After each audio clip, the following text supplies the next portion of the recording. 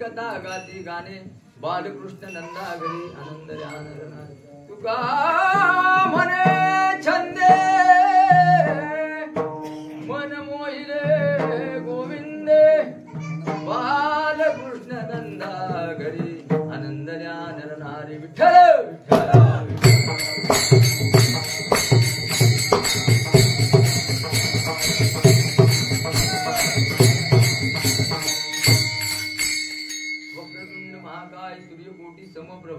निर्विघ्नं कुरु मे देव सर्वकार्ये सर्वदा गुरुर्ब्रह्म गुरुर्विष्णु गुरुदेव महेश्वरा गुरु साक्षात परब्रह्म तस्मै श्री गुरुवे नमः।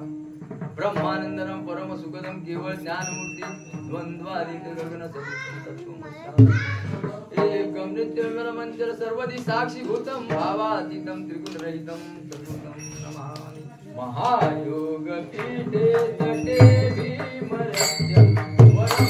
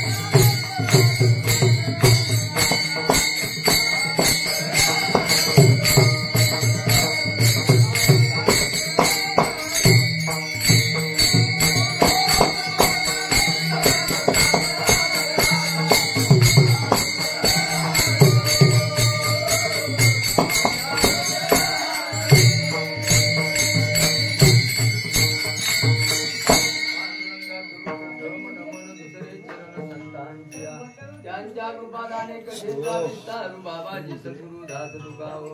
ओम नमो ज्ञानेश्वरा करुणा करा दयाला तुमचा अनुला धरू पावन धरू काय तुम्ही बोलतो एका जनार्दनी तुमचा दास त्याची आज पूर्वा।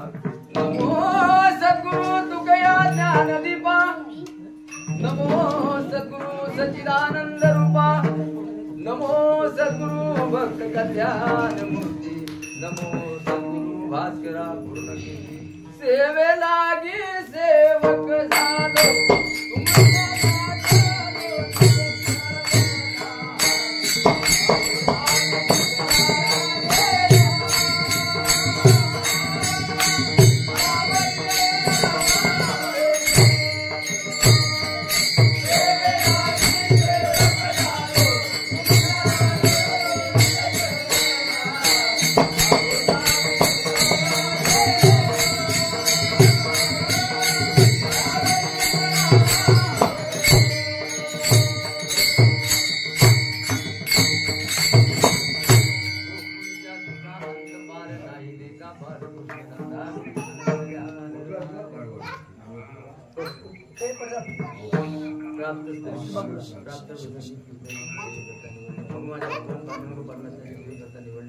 अभंग जगाचे जगद्गुरु महान संत परमार्थाच्या स्थानी काळच्या स्थानी असलेले जगद्गुरु तुकोबा आहे यांच्या गात्यातला पाट्यातला सगळ्यांच्या पाट्यातला असा 4 चरणाचा अभंग आणि आजच्या तिथीचा वर्णन करणारा असा अभंग आहे। खरं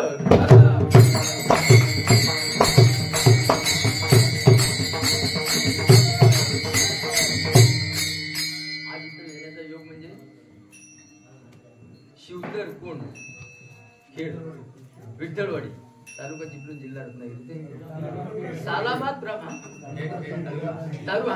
तालुका खेड जिल्हा रत्नागिरी इथे सालाबाद प्रमाणे अविरतपणे चाललेला असा अखंड हरिनाम सप्ताह खरोखर पहिल्या दिवशी एवढा आनंद वाटला ना की भरपूर ठिकाणी सप्त्यांसाठी आम्ही फिरलेलो बरेच कार्यक्रम झाले पण असं हे कुठंच बघायला मिळालं अखंड कशाला म्हणतात अखंड म्हणजे देवाजवळ कायम बसून राहणं वगैरे असं नाही की जो आपण पुजलेला विना आहे त्या विना गळ्यात घातल्यानंतर त्याच्यावरती त्या असलेल्या 5 तारीवरती हात मारून रामकृष्ण हरी अखंड मुखानं बोलत राहणं टाळ वाजवून अप्रतिम कितीतरी सुंदर असं आणि त्यालाच अखंड म्हणतात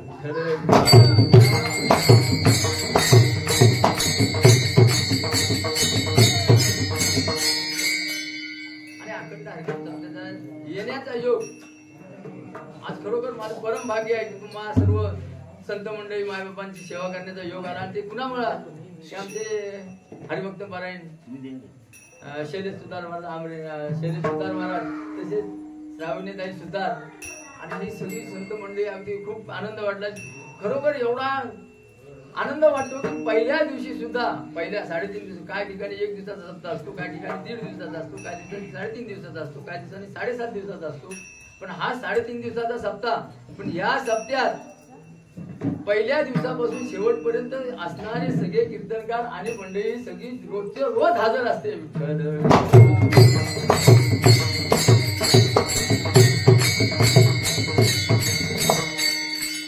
एवढा सुंदर योग लक्ष्मीनारायण सारखी रोज जोडी त्याचबरोबर हे इथे दोघे जण आहेत हे महाराज आणि हे पडवेकर महाराज हे पिता पुत्र तसं आम्ही सुद्धा आज माझ्याबरोबर माझा सुद्धा मुलगा आहे पाठीकडे उभा आहे आम्ही इथे कीर्तन करतोय एवढा आनंद वाटतो ना की काय बोलावं हे काय सुचत नाही एवढं आणि मंदिरात आल्यानंतर पहिल्या दिवशी असं वाटलं की खरोखरी पंढरपूर एकादशी कार्तिक एकादशी आणि एकादशीच्या निमित्ताने म्हणून ते दिंड्या येतात ना काय दिंड्या येतात ना आणि केवढा पंढरपूर म्हणजे हा खरोखर त्या पंढरपूरच म्हणावं लागेल की हे चंद्रभागेसारखी खाली नदी आहे तिथून कळस आल्यानंतर इथं कळसाचा अभंग तिथं काय आणखीन काय कुठं काय खाली काहीतरी तिथं आणखीन अभंग म्हटलं जातो पंढरपूर आणि कार्तिकी एकादशीचा हा पंढरपूरच काल इथं अवतरला होता आणि आजही तसंच आहे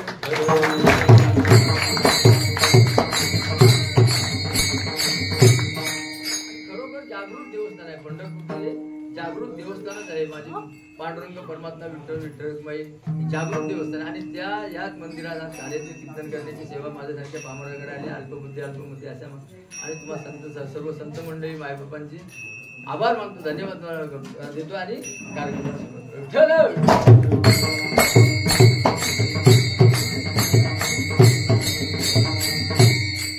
गोकुळीच्या सुखा अंत पार नाही लेका बालकृष्ण नंदागरी आनंद रे आनर नारी जगद्गुरु तुकाराम महाराज म्हणतात गोकुळात सुख झालं कधी सुख झालं बालकृष्ण नंदागरी आल्याच्या नंतर गोकुळीच्या सुखा अंत पार नाही लेका त्यांना एवढा आनंद त्या आनंदाला त्यांच्या पारावरच उरलेला नाही का तर बालकृष्ण नंदागरी आनंद रे आनर नारी आणि त्या आनंदाच्या भरात त्या गोपी सगळ्यांनी आपल्या प्रत्येकाच्या घराला तोरणं बांधली गुढी उभारली कथा करतायत गाणी गातायत कीर्तन गातायत काय हवं नको त्या आनंदाच्या भरात का तर बालकृष्ण नंदागरी आणि त्याच बालकृष्णानं त्या गोपी सगळ्यांना गवळ्यांना छंद लावून ठेवला कसला गोविंद गोविंद गोविंद का म्हणे छंद मन मोहिले गोविंद सगळ्या गोपाळांचा गोपिकांचा सगळ्यांचं मन त्याने एकदम मोह घेतलं होतं ती जरी बाजारात विकायला गेली ना दही दूध विकायला गेली तरी दही दूध मनात नव्हत्या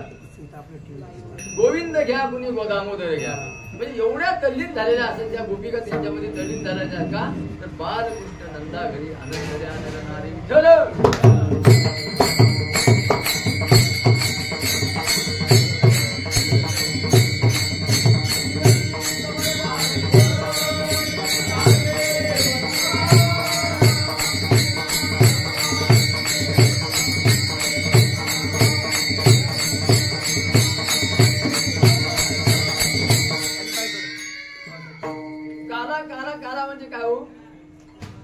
स्वर्गातले देव अमृत प्राशन करून अमर झालेले आहेत.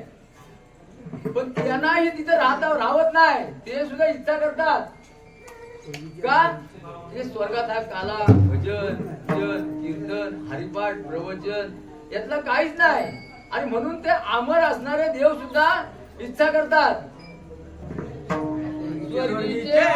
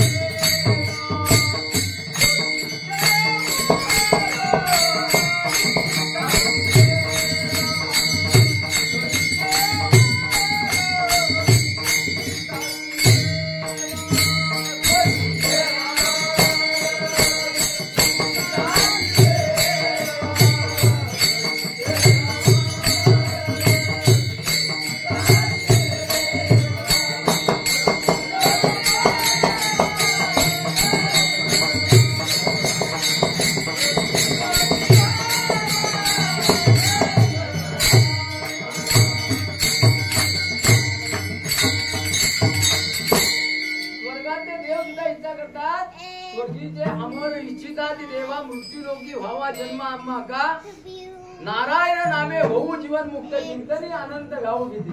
तिथं भजन नाही काय कीर्तन नाही काय काही नाही. आणि म्हणून ते इथली इच्छा करतात. आणि आपणही माझे जगद्गुरु तुकाराम महाराज सुद्धा सांगतात ना स्वर्गात यातलं काहीच नाही. स्वर्गात काहीच नाही. म्हणून काय करायचं आहे विठ्ठल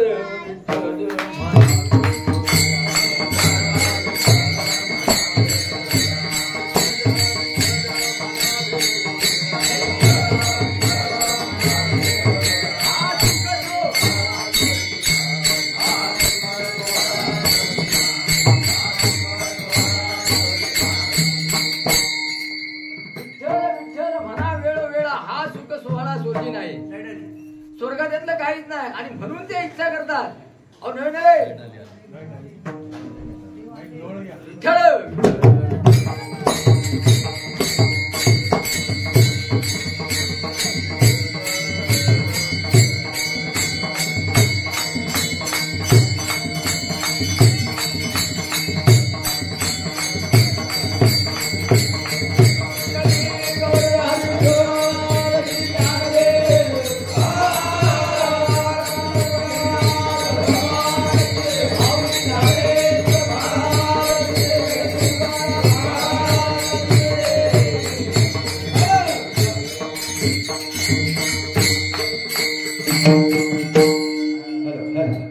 जगद्गुरु तुकाराम महाराज म्हणतात त्या देवाला सुद्धा एवढा आनंद वाटतो का भक्ताच्या घरी आनंद वाटतो.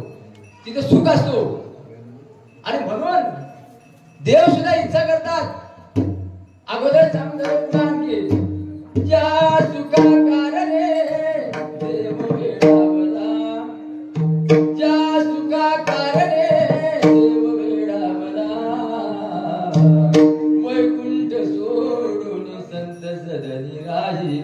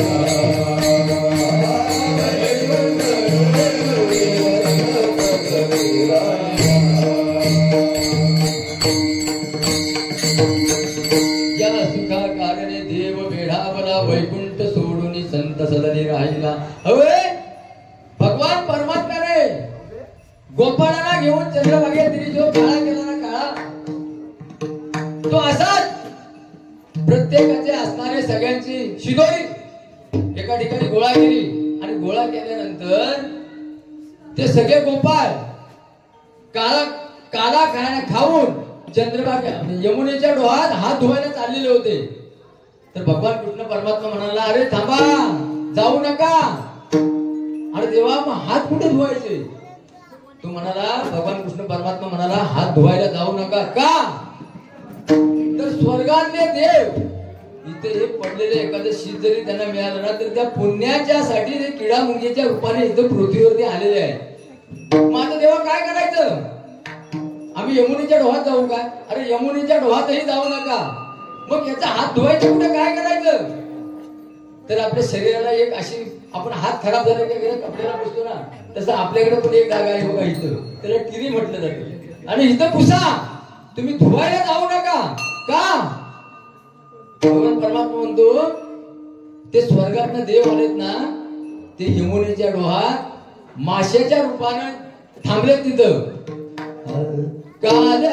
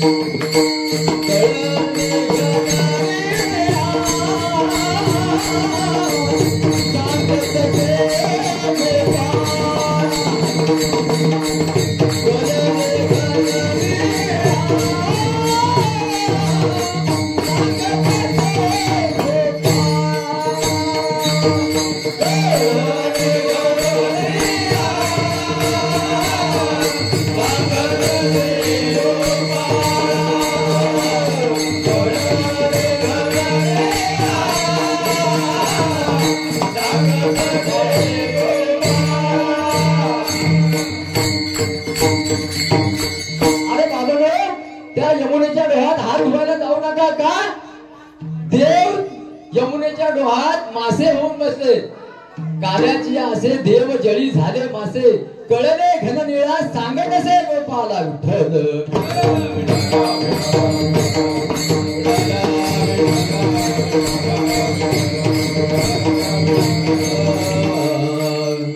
आपल्याकडे वेळ फार कमी आहे, तेव्हा आपण अभंगाकडे बोलूया.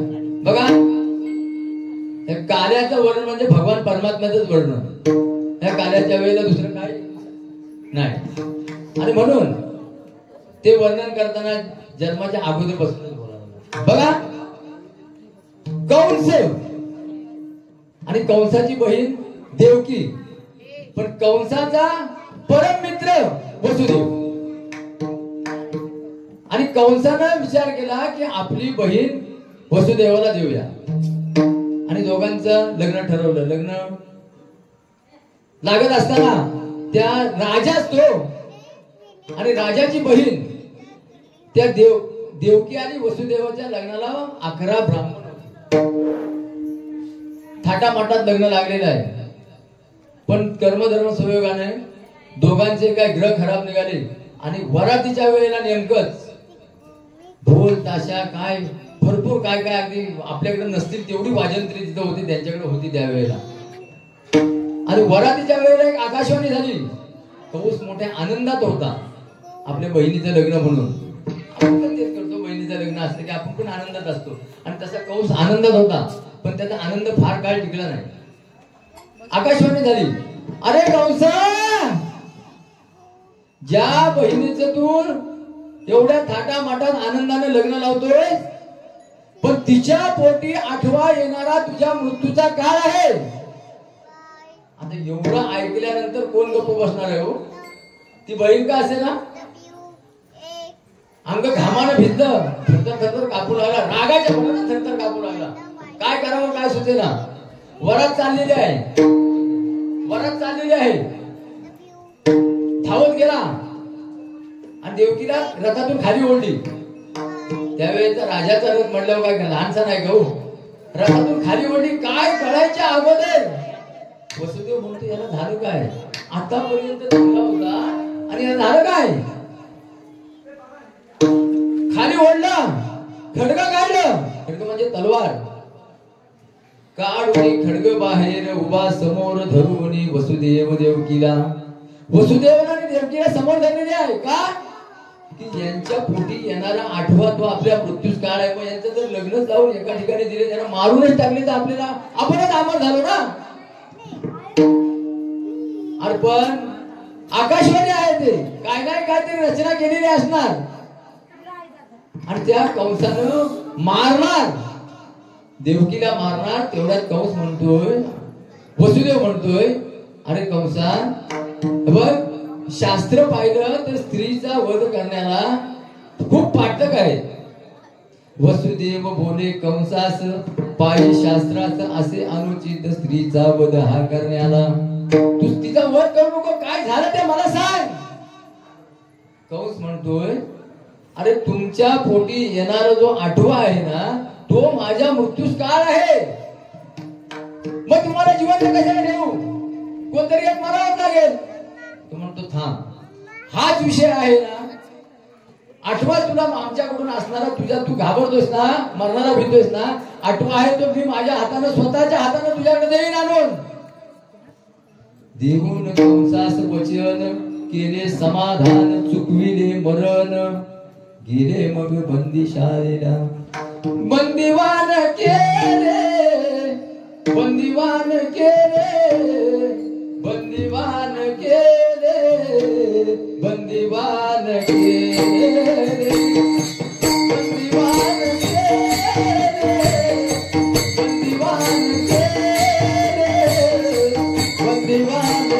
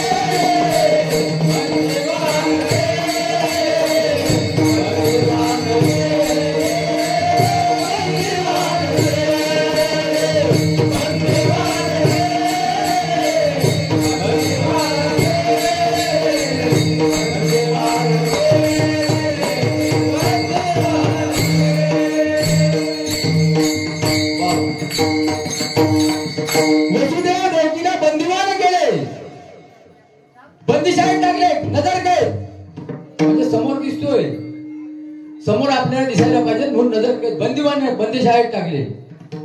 कालांतरानं दिवसामागून दिवस गेले. माझ्या देवकी मातेला दिवस गेले. पहिला पुत्र झाला आणि पारेकरी जागे झाले, खडबडून जागे झाले. पण कंसाला एकच आठवत होता, आठवा आठवा आठवा आठवा. त्याचा ध्यासच लागलेला नव्हता. पारेकडे जाऊन कंसाला खबर दिली, देवकी माता प्रसूत झालेली आहे. धावत धावत आला, त्याला आनंद झाला ना. धावत धावत आला. देवकी माता आपल्या बाळाला घेऊन होती. पाहिलं पण एवढ्या वाईट वृत्तीचा होता तरी पण त्याला दया आली हो. पहिल्या बाळाला त्यात पहिल्या वेळेला त्याने मारलं नाही, हातात नाही लावला, राहू दे म्हणाला. पण देवाची लीला आकाशवाणी झालेली आहे आणि कंस जर बाल हत्या करत नाही तर त्याचे पाप पण तेवढे कमी होत नाही. बाहेर निघाला तेवढ्या 3 तास सप्त पाताल गमन करणारे माझे ब्रह्मपुत्र नारद नारायण समोर आले ना, उभे राहिले ना, त्याच्या कंसाच्या समोर उभे राहिले. कंसा काय चाललंय, गेला का कुणीकडे? नरबंदी शाळेत गेलो होतो, देवकीच्या पुत्राला. मग मारलं काय? नाही. अरे आकाशवाणी ऐकली ना? होय म्हणे ऐकली ना. आठवा सांगितलेलं आहे. अरे तू पण आठव ना, पुढून आठवा की मागून आठवा. त्याला राहवलं नाही ना, तसाच परत निघाला. तसंच माझी देवकी माता आणि वसुदेव यांना जो झालेला आनंद होता ना, तो फार काळ टिकला नाही हो. पुन्हा तो तिथे गेला, त्या बाळाला खास करून ओढली, बाहेर आला, गडगड गडगड फिरवली, एका शिरीवर आपटली आणि मारलं. त्या माऊलीच्या डोळ्यांना अश्रूच्या धारा लागल्या होत्या. तिचं दुःख तिला दिसत होतं, पण वसुदेव बाप आहे, तो कोणाला सांगणार? कर्माची लीला आहे ना. दिवसामागून दिवस गेले. पहिला, दुसरा, तिसरा, चौथा, पाचवा, 6 बालं मारली. कंसानं देवकी मातेची 6 बालं मारली आणि 7वा संकर्षणानं योग माया रोहिणीच्या उतरी गोकुळात.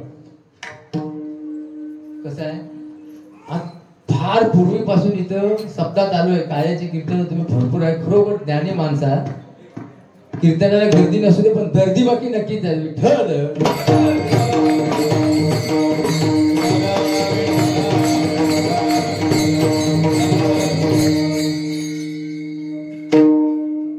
रोहिणीच्या उतरी 7वा गेला. पण हा कंस काय म्हणतोय की माझ्या भीतीनं देवकीचा 7वा गर्भ गळाला. आणि देवाची लीला त्याला काय कळणार आहे का? काय कळणार? आणि वरती तयारी चालू झाली. आता 8वा अवतार होणार आहे ना.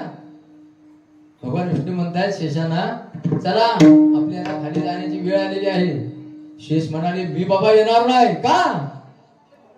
अरे मागच्या अवतारात 14 वर्ष मला उपवास राहायला लागलाय, वनवास भोगलाय, मी येणार नाही. देवच ते खूप चतुर असतात. देव चतुर, देव चतुर,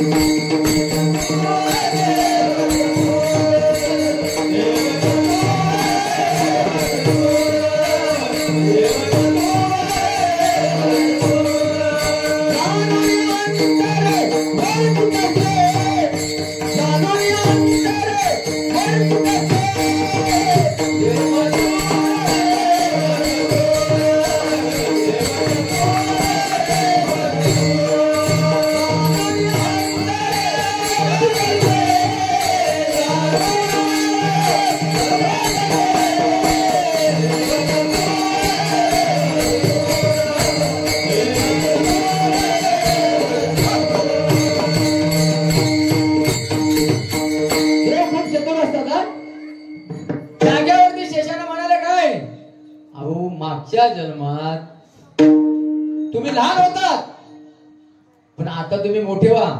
त्यांना मोठेपणा दिला ना. मागच्या 7व्या अवतारात राम मोठे होते आणि ते छोटे होते. मग आता इथं काय, बलिराम मोठा होणार आहे आणि हा लहान होणार आहे. पण ऐकणार आहे कुणाचं हो? त्यांचंच ना. ते म्हणाले तुम्ही आता मोठे व्हा, तुम्ही सांगाल ते मी ऐकते. ठीक आहे, मग चला जाऊया म्हणाले. आणि श्रावण महिन्यात अष्टमीच्या दिवशी बुधाष्टमी, वाचक तुम्ही आज सगळी मंडळी बुधाष्टमी म्हणल्यावरती बुधवारच होता. त्या अष्टमीला कृष्ण जन्म अष्टमीच्या दिवशी बुधवारच होता. आणि देवकी मातेच्या समोर 8 वर्षाची मूर्ती डायरेक्ट प्रगट झाली. पुंडलिक वरद हरी विठ्ठल की कांदे भगवान ज्ञानेश्वर महाराज तुकाराम महाराज. 8 वर्षाची मूर्ती प्रगट झाली. देवकी माता म्हणते, अरे बाबा एवढा मोठा झालास आणि लोक हसतील मला, तू छोटा हो छोटा हो. असं करून करून 1 दिवसाच्या बाला एवढा बाल झाला. आणि त्यांचा आनंद गगनात मावेल असा झाला. दोघांचा पण अश्रूच्या धारा, आनंदाचे अश्रू. आणि आनंदाचे अश्रू असताना लगेचच त्यांच्या दुःखाचे अश्रू आले. देवकी माता म्हणते वसुदेवाला, का हो आतापर्यंत आनंदाचे अश्रू होते ना, आता दुःखाचे अश्रू का? ते म्हणतात, अगं आजपर्यंत आपली 6 बालकं मारलाय, हा आता याला सुद्धा मारणार ना. तेवढ्यात भगवान कृष्ण, भगवान परमात्मा म्हणताय, मी मारायला नाही आलोय, मारायला आलोय, फक्त मी सांगेन तेवढं करा.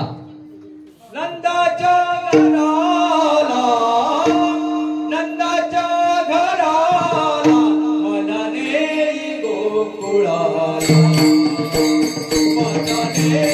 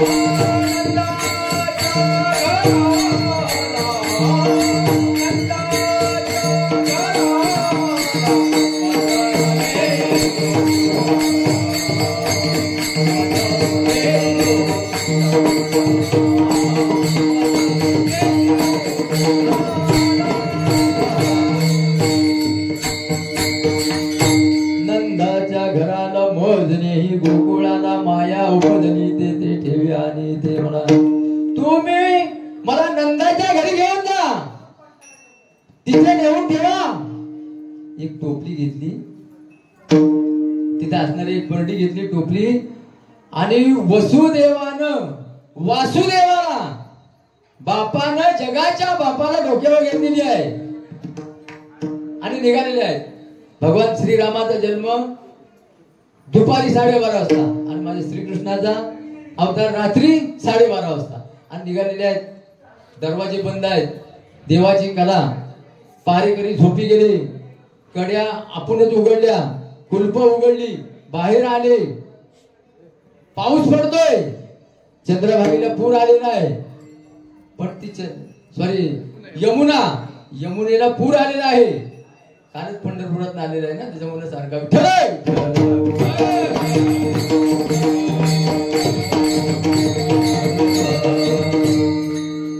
यमुनेला पूर आलेला आहे आणि यमुना माता धावत धावत वसुदेवाच्या अंगावरती येते. पण ती कशासाठी येत होती हो?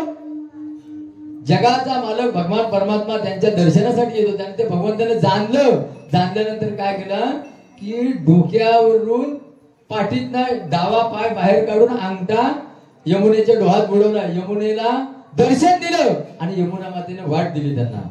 ती घेऊन गोकुळात गेले.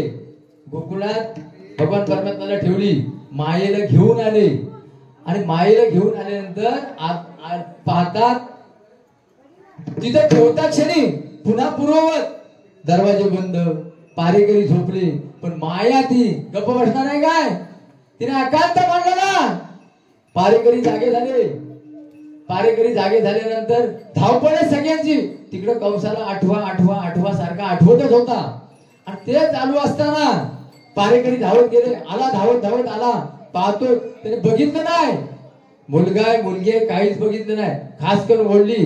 त्याला आनंद झाला होता ना की हाच 8वा आपल्या मरणाचा काळ आहे. पण त्याला कुठे माहिती आहे काय दिलं आहे ती. आला, धरलं, बाहेर गेला. शिलेवरती जिथं आपण तिथं गरगर फिरवली. माया असती, माया थांबते काय? कडकड कडकड कडकड आवाज करत गेली वरती. पण जाताना सहज गेली ना ती. कृष्णाचा पत्ता सांगून गेली. तुझ लागी वदी उपजला मज आधी. तुझ लागी वदी उपजला मज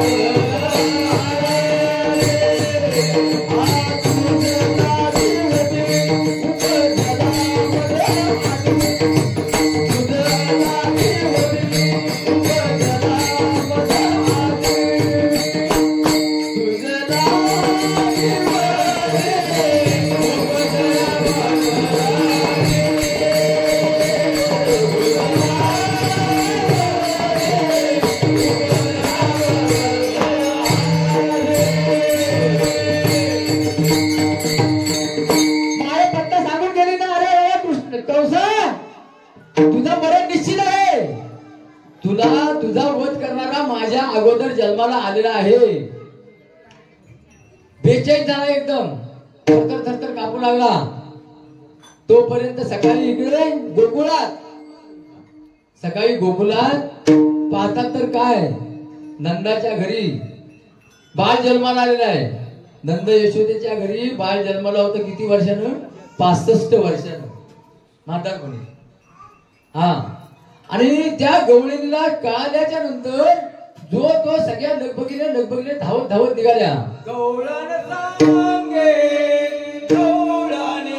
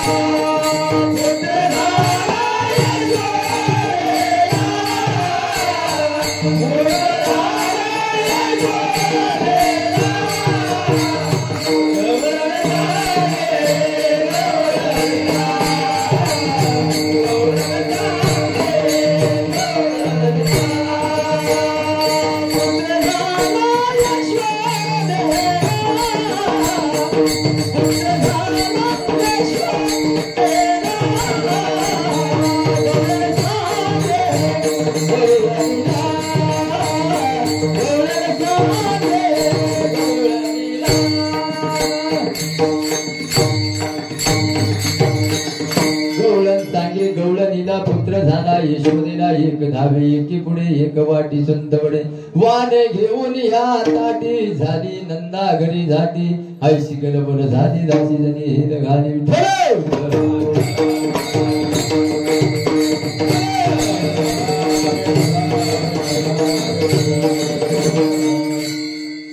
गवळणी एका पुढे एक धावतायत सगळ्या. कोण सुंदवडा वाटतोय, कोण काय करतोय, कोण काय करतोय. आनंदी आनंद झाला. साखर वाटतायत. वाने घेऊन या ताटी. बघा, ज्या घरी एखाद्याला आपण बघायला जातो ना, प्रसूतीचा असू दे किंवा आजारी असू दे, तिथे असं रिकाम्या हाताने जायचं नसतो, रिक्त हाताने. आणि म्हणून त्या गवळणी त्या यशोदा मातेला पोषक अशा असणारा काय गुळ आणतोय, खोबरा आणतोय, काय ओवा, हे ते सगळी वाणी घेऊन या ताटी झाली नंदा घरी ताटी. आणि याची आनंदी आनंद आनंदी आनंद सुख त्या गोकुळवासियांना झाला. अभंगाचे प्रथम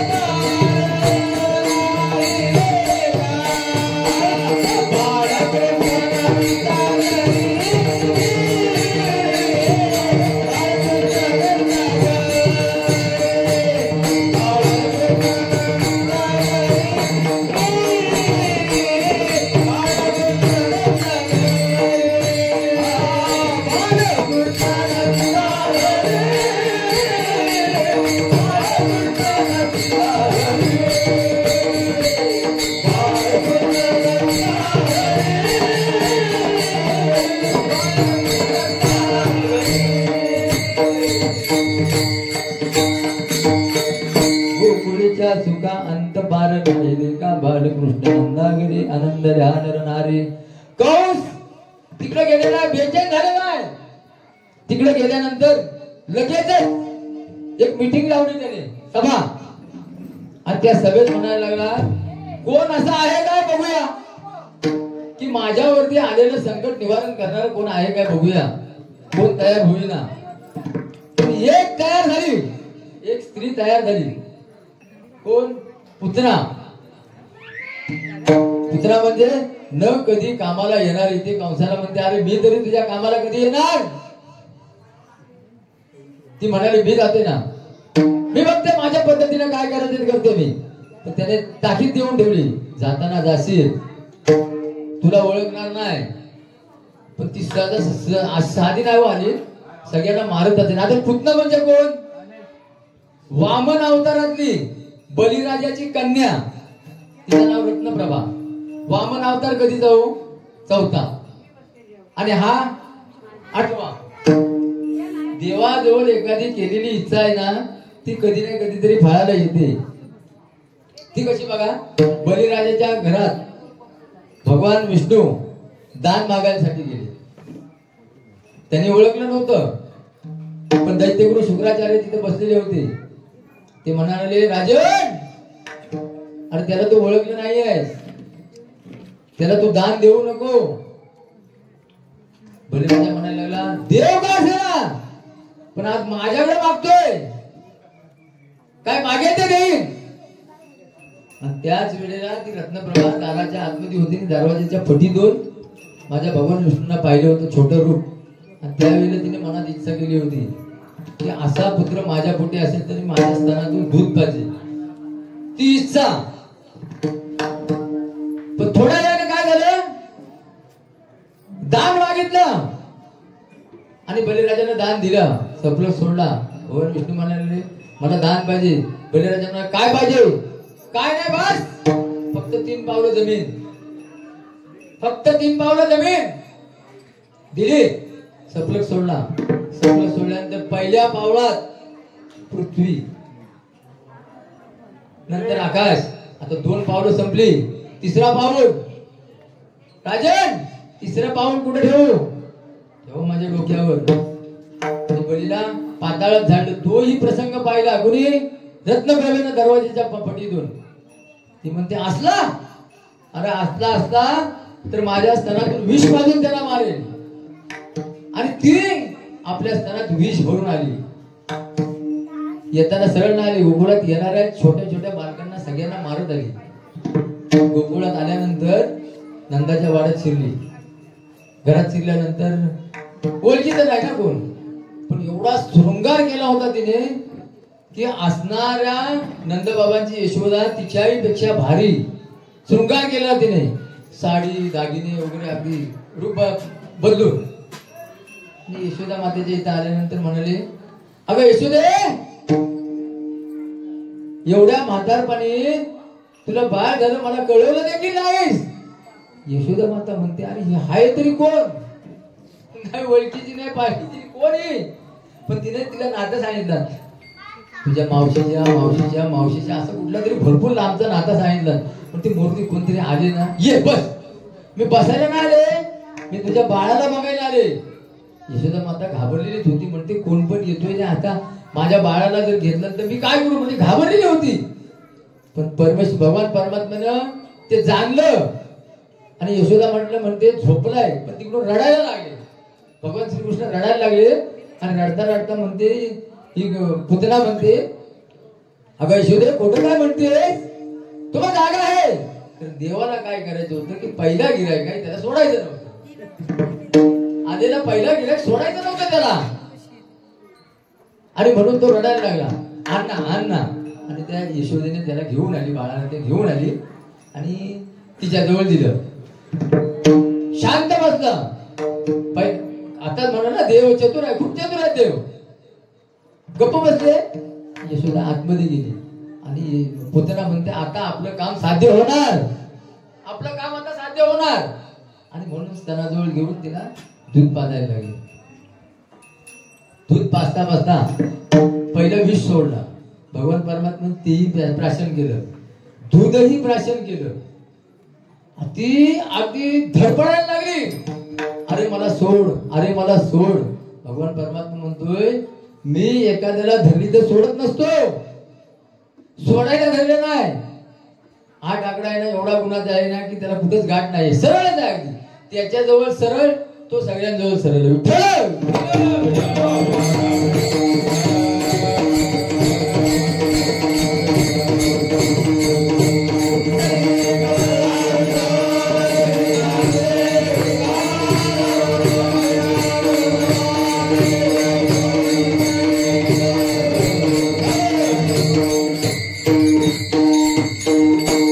भगवान परमात्मा म्हणतो मी सोडत नसतो.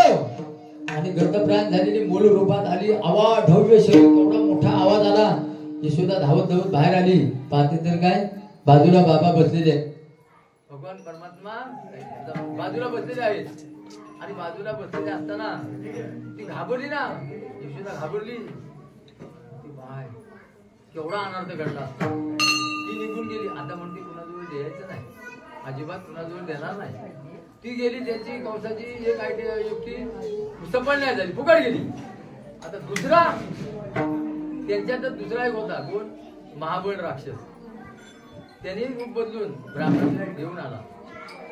ब्राह्मणाचा अगोदर गर्ग ऋषी आपले येऊन भविष्यवाणी सांगून गेले होते यशोदा मातेला. हा जो ब्राह्मणाचं रूप घेऊन आला आणि मग यशोदेला म्हणायला लागला, हा काय कुलाचा नाश करणार आहे, हा घोड्या करणार आहे, हा चोऱ्या करणार आहे, भरपूर काय काय काय काय सांगायला लागले. भगवान परमात्मा म्हणतात हा माझा दुसरा गिराईक आहे, आता याला पण सोडून चालणार नाही. आणि एका रूममध्ये जिथे बसलेले तिथे भगवान परमात्म्याने फक्त त्या निर्जीव वस्तूंना आदेश दिला. पोलपाट, लाटणं, त्या सगळ्या निर्जीव वस्तू एक एका पाठोपाठ एक धडाधड अशी म्हणजे त्या ब्राह्मणाच्या अंगावरती लागायला त्याची पालता भुई थोडी झाली. जिकडे पळ तिकडे ते वस्तू त्याच्या पाठ करत होत्या. पंचांग फाटल दानव तुटल.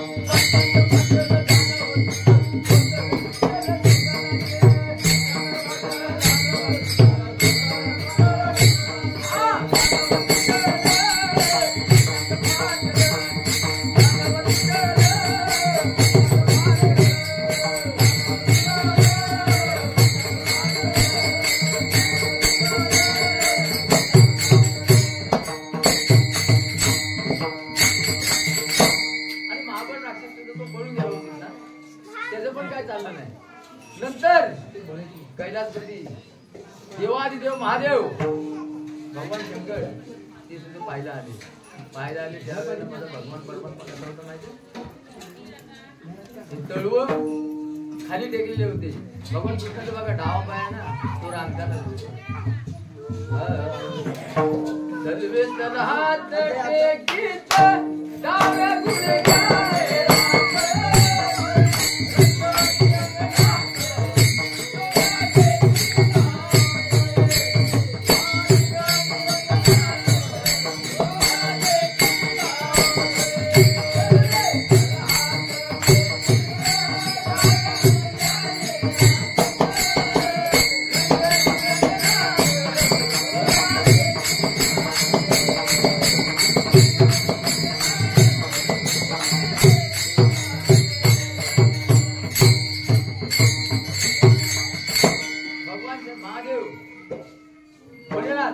आले, त्यांना आशीर्वाद दिला आणि निघून गेले.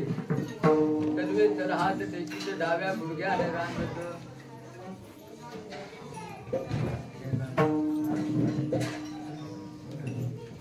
रंगनी रंगनाथ देखी तो म्या देखी लागते. गवळण जसवंती पै सांगे आणि कृष्णाच्या मागे लागे. कृष्णाच्या मागे दही दूध ते उलंडी खाय. बक्षिले उलंडीले ताकाते.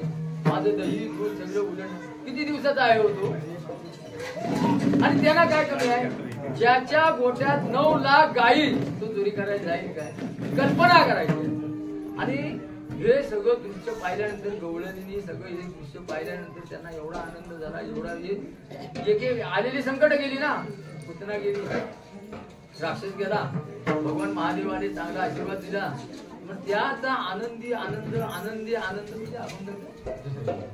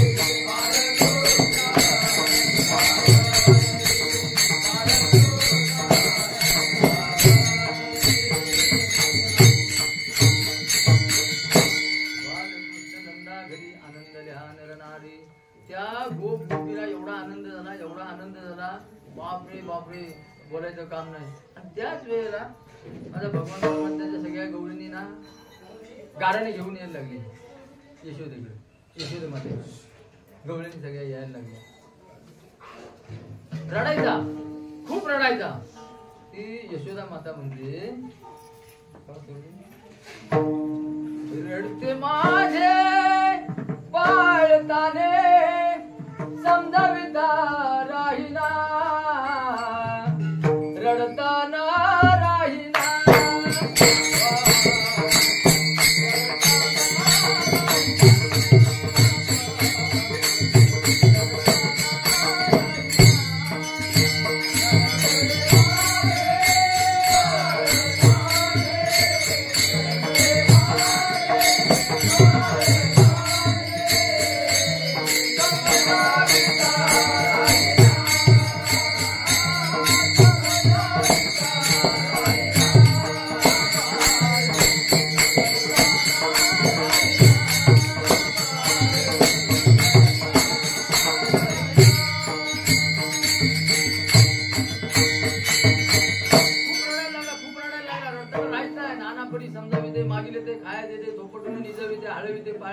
पण रडायचा काय राहत नव्हता तेवढ्यात तिकडून राधिका येते राधा राधा राधा कृष्णाची तेवढी राधा येते ती यशोदा माते म्हणते अगं राधे अगं याला घे तरी जरा हा राहत नाही बघ हा राहत नाही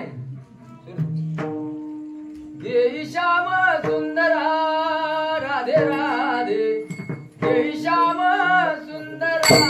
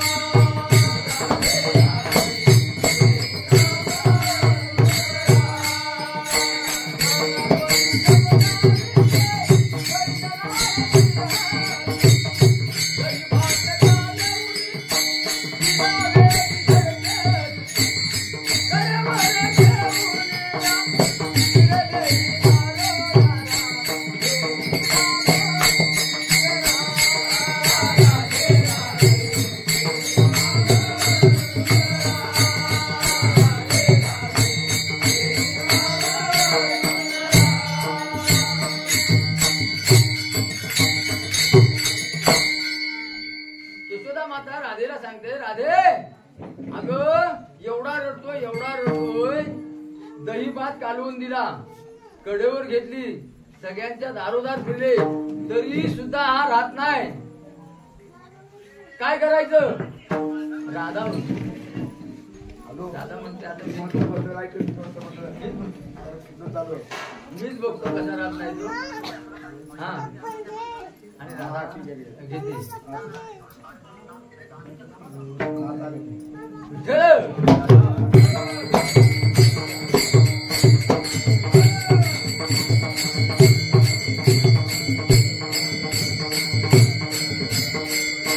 राधा घेते त्यावेळेला माझा भगवान कृष्ण राहतो, पण खोड्या करायचं थांबत नाही ना. बलराम बरोबर खेळायला जातात आणि खेळ खेळत असता असता तोंडात थोडीशी माती जाते, माती जाते तर बलराम दादा धावत येतो, सांगतो यशोदेला, अगं माती खाल्ली, ती ओरडते ना त्याला, तो हा काय तोंड दाखवत नाही, जबरदस्तीने त्याचा तोंड मोडते, जबरदस्तीने तोंड बघायला जाते, पण तरी पण दाखवत नाही ते. आई ग आई नाही खाल्ली मी माती,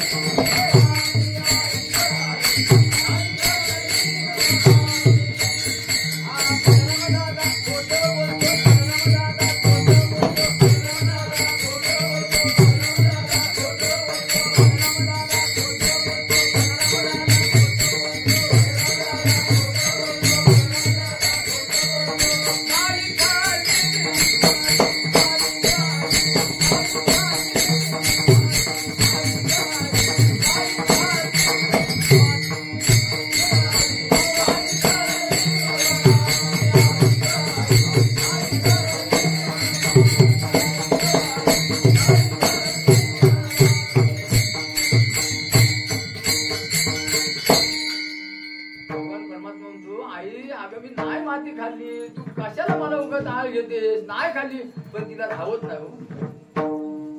तिने तोंड उघडलं, पण तोंड उघडल्याच्या नंतर काय प्रकार झाला की तिला 14 ब्रह्मांड दिसले. भगवान परमात्म्याच्या तोंडात 14 ब्रह्मांड दिसले, असे दोनदा दिले दिसले. कधी एक वेळेला हे खोड्या भरपूर करत होता म्हणून गणपती बाप्पाला तिने नवस केला, विघ्नहर्ता गजानन तो बुद्धीचा देवता, तर त्या गजानन बाप्पाला त्यांनी नवस केला की देवा मी चतुर्थीचा व्रत करीन, अंगारकीचा व्रत करीन, पण माझ्या भावाला जरा खोड्या करायचं कमी होती. हा आता देव दोन्ही एकच. भगवान कृष्ण परमात्मा म्हणतो ठीक आहे, त्यांना नवस कर, काय बघ तुला काय फळ मिळतो. आणि खरोखर महिन्याभर ते अजिबात काय खोडीबिडी काय करत नाही, तू खोडीबिडी काय करत नाही. आणि चतुर्थीच्या दिवशी मोदकाचा नैवेद्य घेऊन देवाला दाखवण्यासाठी यशोदा ही माता येते. त्यावेळेला देवाच्या पुढे तिथं ताट ठेवते, मोदक भरून ठेवलेले, नेमकं अगरबत्ती विसरते म्हणून अगरबत्ती आणायला जाते. ह्या बाबांनी सगळे ते मोदकच खाऊन टाकले. आतमधून आली, अरे आणि ते मोदक कुठे आहे? आई तो मोठा गणपती बाप्पा कोणतरी आला होता, मोठा पाठवला, त्याने सगळे ते खाऊन गेला. तू खोटं बोलतोय? अगं नाही, त्याही वेळेला तोंड उघडून बघितलं, त्याही वेळेला त्याला ब्रह्मांड, असे यशोदा मातेला 2दा ब्रह्मांड दिसले होते. आणि मग ते खोड्या करायला लागलं, भरपूर लागलं. मग यशोदा माता म्हणाली तू आता एक काम कर, तू आता शाळेत जाता, त्यावेळेची शाळा कुठली? गुरांकडं शाळेत जा. आणि मग त्या सगळ्या गोपालांना गोळा करायचे आणि शाळेत आपली निघायची. रानात जायचे सगळे गाई गुरं घेऊन. यारे तुम्ही गाई घेऊन सारे गोपाळ रानात या.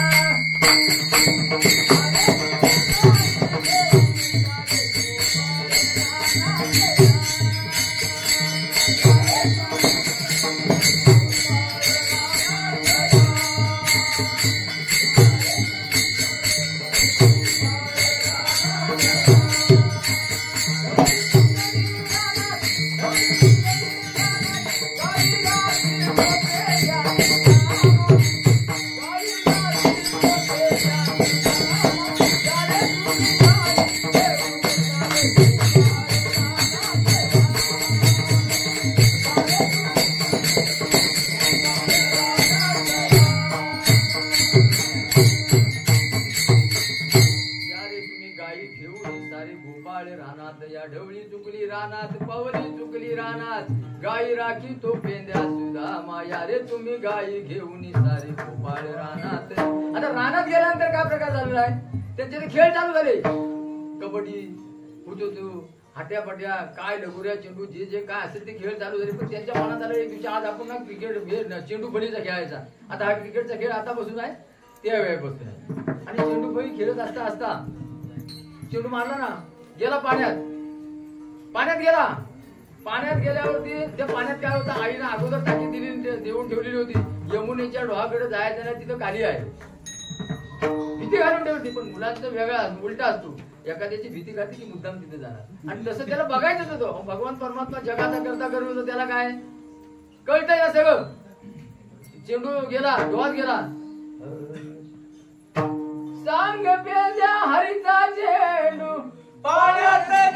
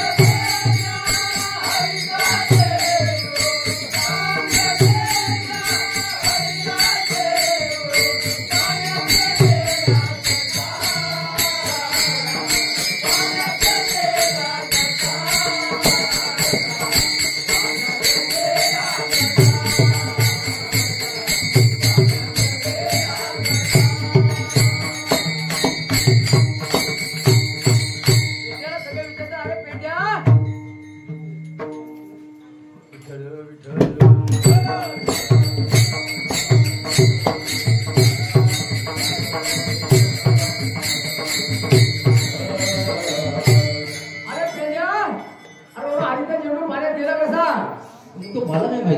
मला काय माहिती नाही. चेंडू पाण्यात गेला मला नाही माहिती कसं गेलं काय मला कळलं. आणि भगवान कृष्ण त्या यमुनेच्या डोहात उडी मारलेली आहे. उडी मारताना कालियाची त्यांची मोठी लढाई झालेली आहे. कालियाच्या फणावरती बसूनच ती वरती आलेली आहे. तोपर्यंत एक गोप धावत धावत धावत धावत यशोदे मातेकडे गेला. कान्हा बुडाला कृष्ण बुडाला हरी बुडाला ना. कान्हा बुडाला कृष्ण बुडाला हरी बुडाला ना. ना ना ना ना ना यशोदे बुडाला ना. यमुना डोली बुडाला ना.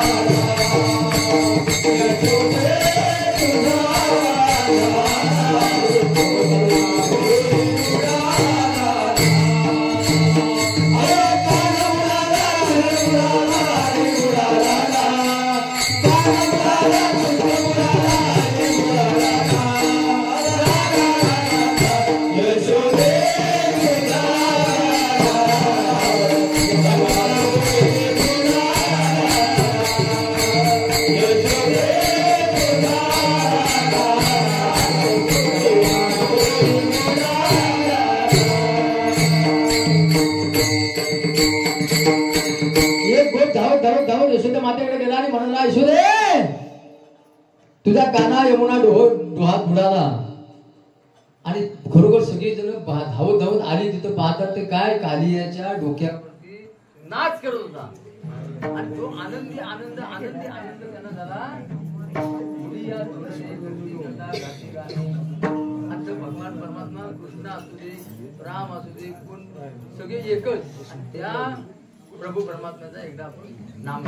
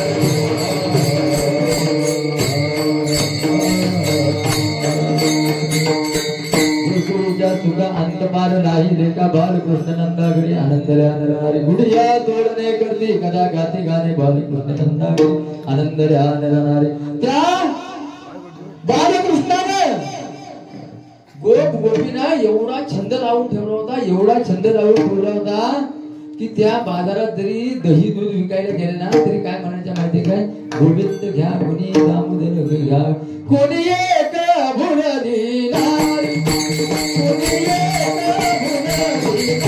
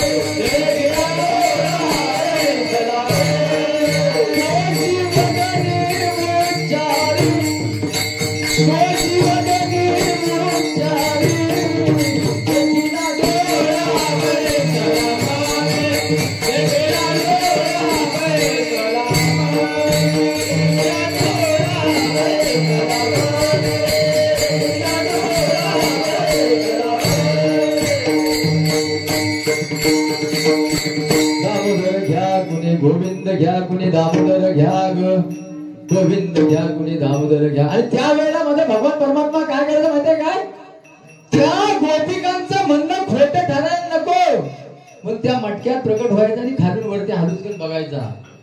केवढी माझ्या गोपिकांची ताकद होती.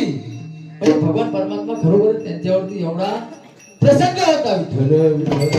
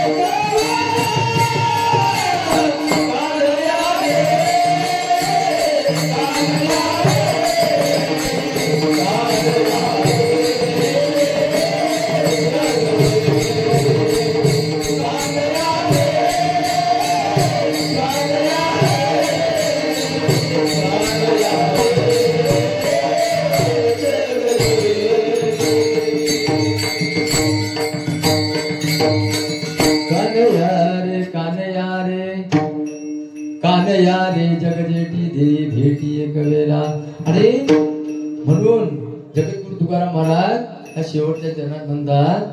आणि त्या गोपिकांना एवढा छंद लावला होता, एवढा छंद लावला होता की बसता उठता कुठे जातींना त्या त्या वेळेला तोच दिसत होता. त्या म्हणायच्या अरे बाबा आम्ही आहे ना वनात कधी जात नाही, कधीच नाही, गेल्याशिवाय तर राहत नाही. त्याच्या बासरीचा आवाज ऐकल्यानंतर ते काय राहतात काय, कधी तर पण मुखातच बोलायचा आम्ही जात नाही, पण तुझ्यामुळे यावं लागतो रे, तुझ्यामुळे यावं लागतं. मुलीचं नाव तेरे गाना माझ्या मना, मुलीचं नाव तेरे गाना माझ्या मना, तुझ्यासाठी तुझ्यासाठी तुझ्यासाठी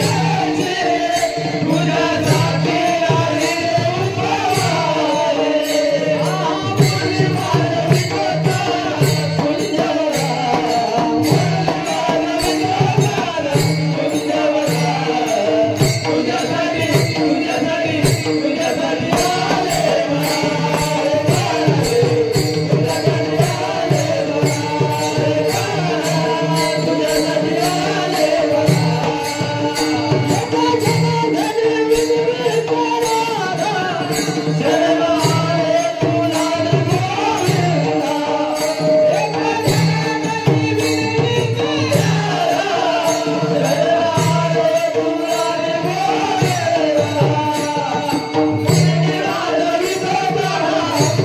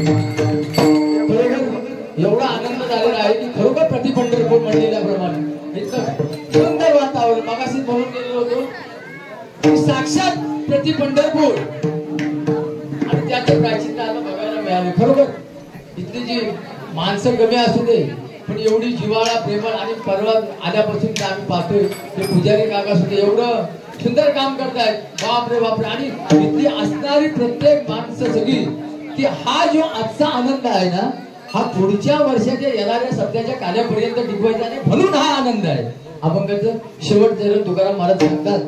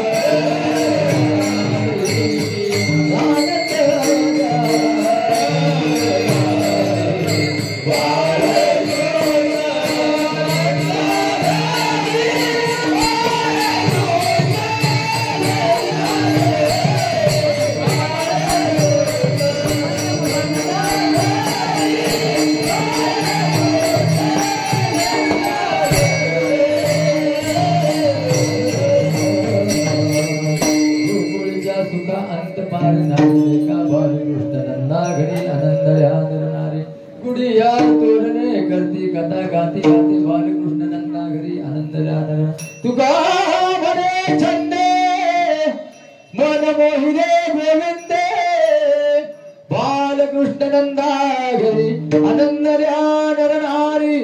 ज्या संतांनी आपल्यावरती एवढे थोर उपकार केले, आपल्याला एवढा मोठा खजिना दिलेला ज्ञानाचा, त्या संतांचं एक वेळेला भजन करू. ज्ञानेश्वर